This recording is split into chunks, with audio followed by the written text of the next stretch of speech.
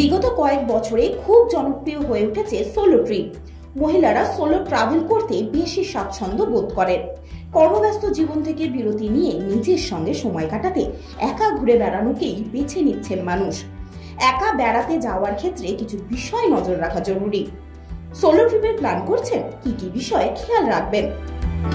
মুঠোফোন ছাড়া পথ চলা কঠিন। একা ট্যুর প্ল্যান করলে নজর রাখুন ফোনের চার্জ যেন ঠিক থাকে। বেড়ানোর সময় কাছে রাখুন পাওয়ার ব্যাংক।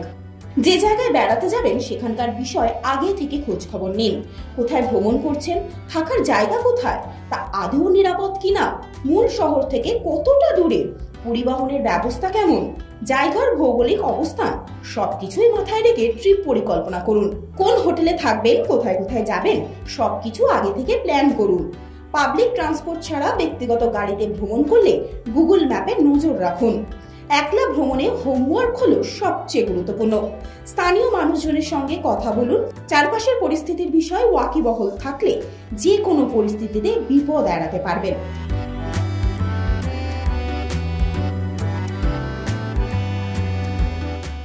খবরের সমস্ত আপডেট সবার আগে পাওয়ার জন্য অবশ্যই চোখ রাখুন দৃষ্টিময় ফেসবুক, ইউটিউব এবং ইনস্টাগ্রামে।